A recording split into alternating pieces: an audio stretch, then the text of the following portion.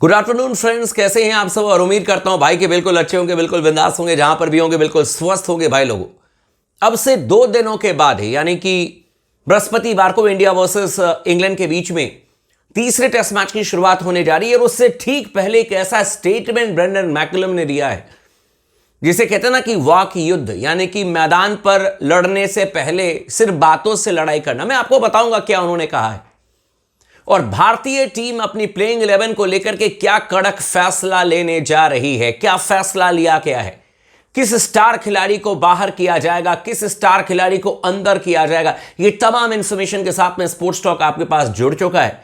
तो अगर आपने अब तक चैनल को सब्सक्राइब नहीं किया तो जरूर कर लीजिएगा दोस्तों, और लगातार बने रहें स्पोर्ट्स टॉक के साथ में। इस वीडियो को भी आखिरी तक जरूर देखिएगा ताकि पूरी जानकारी आपको मिल जाए।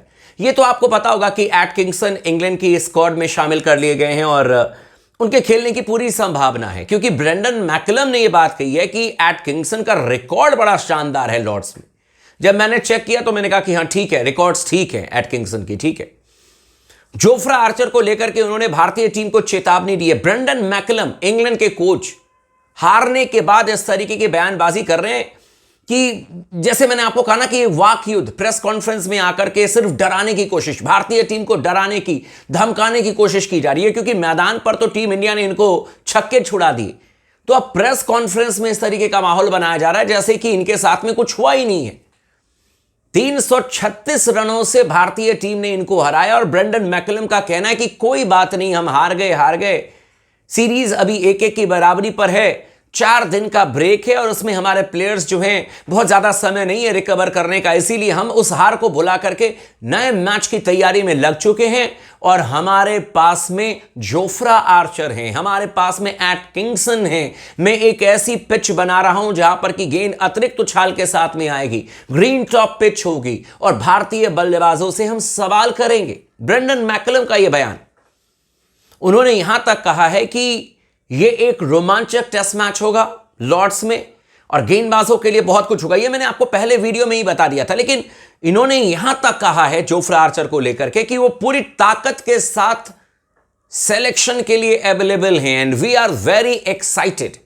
हम लोग बहुत ज्यादा एक्साइटेड हैं क्योंकि जोफ्रा आर्चर 4 सालों के बाद वापसी कर रहे हैं भारत के खिलाफ लॉर्ड्स टेस्ट मैच में। देखो, आपको लगेगा कि ये तो सिंपल सी बातें हैं, चलो ठीक है, ये सिर्फ और सिर्फ भारतीय टीम को डराने की कोशिश की जा रही है प्रेस कॉन्फ्रेंस में कि भाई हमारे पास में जोफ्रा आर्चर फिट होकर के पूरी मजबूती के साथ में एकदम तैयार हैं, जिसको कहते हैं ना एक बार रेयरिंग टू रोर, मतलब एकदम रेडी टू रोर, एकदम मतलब कि तैयार है दहाड़ने के लिए जोफ्रा आर्चर। इस तरीके की बातें कही जा रही है ब्रेंडन मैकलम के द्वारा। और भारतीय टीम, अभी उन्होंने कुछ भी नहीं कहा क्योंकि इनके पास में जोफ्रा आर्चर है तो अपने पास में जसप्रीत बुमराह है।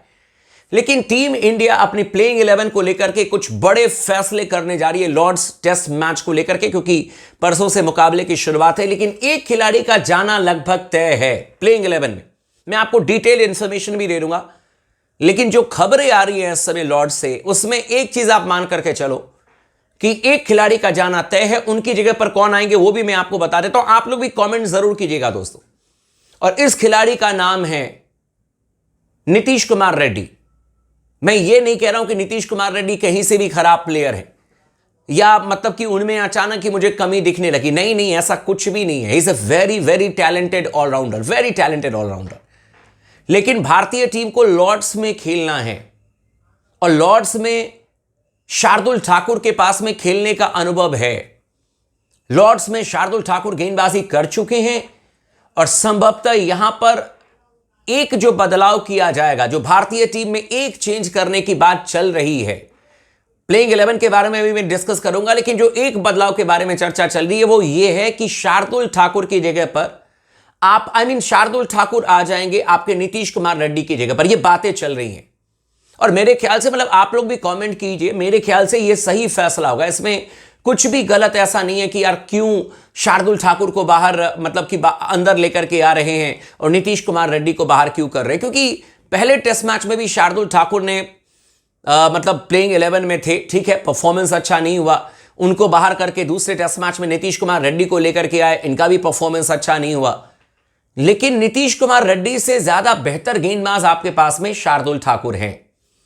और बैटिंग भी वो ठीक ठाक कर लेते हैं। तो ये खबरें चल रही है इस समय मार्केट में कि in place of Nitish Kumar Reddy भारतीय टीम शार्दुल ठाकुर को देख रही है लॉर्ड्स टेस्ट मैच को लेकर के। बाकी और भी बहुत सारे बदलाव आपको देखने को मिलेंगे, चेंजेस आपको देखने को मिलेंगे। लेकिन मोरल ऑफ द स्टोरी, एक और जो लोगों के मन में बहुत सारे सवाल हैं, और वो सवाल करुण नायर को लेकर के है बहुत सारे लोगों के मन में कि भाई करुण नायर की जगह पर क्यों ना हम साई सुदर्शन को खिलाएं। लेकिन मेरा ये पर्सनली मानना है कि करुण नायर 3 नंबर पर लॉर्ड्स टेस्ट मैच में 100% खेलेंगे। ये आपको स्पोर्ट्स टॉक बता रहा है, ये कोई सोर्सेज के हवाले से खबर नहीं है, ये मेरी अपनी सोच है, मेरा अपना लॉजिक है। उसके पीछे रीजन ये है कि भाई करुण नायर ने दूसरे टेस्ट मैच में दोनों पारियों में एक अच्छी शुरुआत दी थी और बढ़िया बैटिंग कर रहे थे। जो पहली पारी में आउट हुए वो तो अनप्लेवेबल बॉल था, मतलब गुडलैंड से गेंद अचानक इतनी उछली, वो खेलने वाली गेंद नहीं थी। लेकिन जब तक उन्होंने 35-36 रन वॉटेवर जो भी उन्होंने बनाए थे पहली पारी में, he was looking very nice और बिल्कुल कंट्रोल में बैटिंग कर रहे थे। ऐसा लग नहीं रहा था कि कहीं से भी करुण नायर कोई प्रॉब्लम में है या मतलब जैसे तैसे बच रहे हैं, ऐसा नहीं था। सेकेंड इनिंग में भी उन्होंने ठीक ठाक बल्लेबाजी की और एक मिस्टेक किया, उन्होंने ड्राइव करने के लिए गए, वो आउट हो गए। बट 3 नंबर पर कम से कम उन्होंने पार्टनरशिप बिल्ड किया, पहली पारी में जायसवाल के साथ में, दूसरी पारी में केएल राहुल के साथ में। और यही काम है 3 नंबर के बल्लेबाजों के लिए। बस सोने पर सुहागा ये हो जाए कि अगर करुण नायर यही 35-40 रनों को एक बड़ी स्कोर में अगर तब्दील कर दें तो भारतीय टीम के लिए बहुत अच्छी बात हो जाएगी। और साई सुदर्शन बहुत ही टैलेंटेड, बहुत ही एक्सेप्शनल बैट्समैन है, इसमें कोई शक नहीं। पर मुझे लगता है कि थोड़ा सा इंतजार करना पड़ेगा और उनको इंतजार कर लेना चाहिए।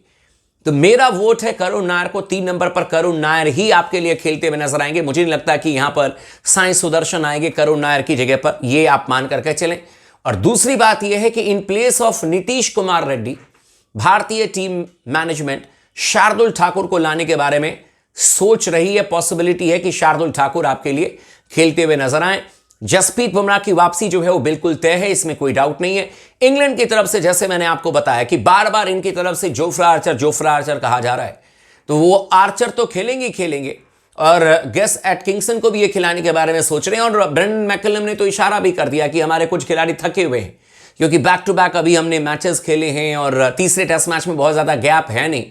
तो उनके हिसाब से, उनकी बातों को सुन करके तो मुझे ऐसा लगा कि भाई हमें तो बदलाव करना ही पड़ेगा। और जोफ्रा आर्चर को अगर स्क्वाड में लिया है तो उनको तो खिलाना ही पड़ेगा। मैं तो ये भी सरप्राइज था कि दूसरे मैच में इन्होंने क्यों नहीं खिलाया। लेकिन हमें जोफ्रा आर्चर पर कॉन्सेंट्रेट नहीं करना है, हमें अपनी टीम पर कॉन्सेंट्रेट करना है। और माइट बी पॉसिबल कि शार्दुल ठाकुर को आप लॉर्ड्स टेस्ट मैच में खेलते हुए देख जाओ भारतीय टीम के लिए in place of Nitish Kumar Reddy. या फिर अगर कोई भी और कॉम्बिनेशन के बारे में भारतीय टीम सोचेगी, प्लानिंग अगर होती है, प्रैक्टिस में जो भी खबर आएगी मैं आपके पास में आकर के जरूर बता दूंगा। तो चैनल को सब्सक्राइब कर दीजिएगा, वीडियो को लाइक कर दीजिएगा और लगातार बने रहे स्पोर्ट्स टॉक के साथ में।